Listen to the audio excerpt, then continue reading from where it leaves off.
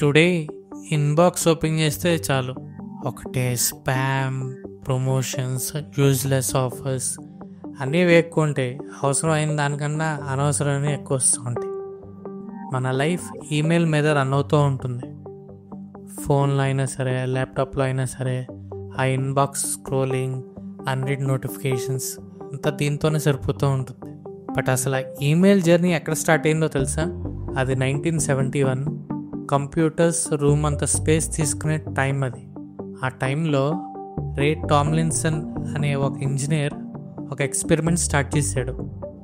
వరల్డ్లో ఈమెయిల్ అనే కాన్సెప్ట్ లేనే లేదు అప్పటికి.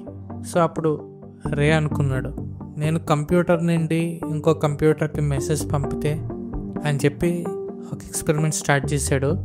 మెసేజ్ కూడా పంపించాడు, సక్సెస్ కూడా అయ్యింది. ఇక్కడ ఫన్నీయెస్ట్ పార్ట్ ఏంటంటే ఆ పంపిన మెసేజ్ ఒక ర్యాండమ్ లెటర్స్. కరెక్ట్గా చెప్పాలంటే కీబోర్డ్లో టాప్ రోని ఒక్కసారిగా ట్రాక్ చేసి పంపినట్టు పంపించాడు.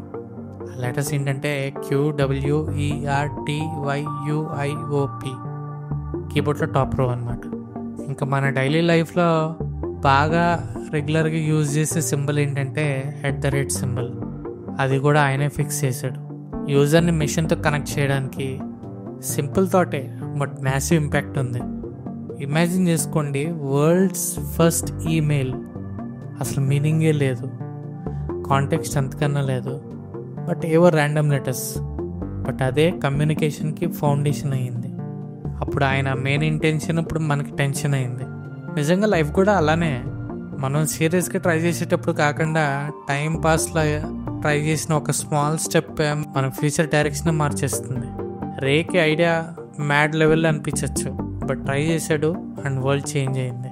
సో నెక్స్ట్ టైం మీరు ప్లీజ్ ఫైండ్ అటాచ్డ్ అని మెయిల్ పెట్టినప్పుడు గుర్తుపెట్టుకోండి, అసలు ఫస్ట్ ఈమెయిలే కొన్ని ర్యాండమ్ లెటర్స్ అని. హిస్టరీ క్రియేట్ చేయాలంటే పెద్దగా ఏవేవో చేయాల్సిన అవసరం లేదు. ఒక్కొక్కసారి సింపుల్గా ఒక చిన్న ఎక్స్పెరిమెంట్ కూడా చాలు. ఇది వీపీకే మాటలు.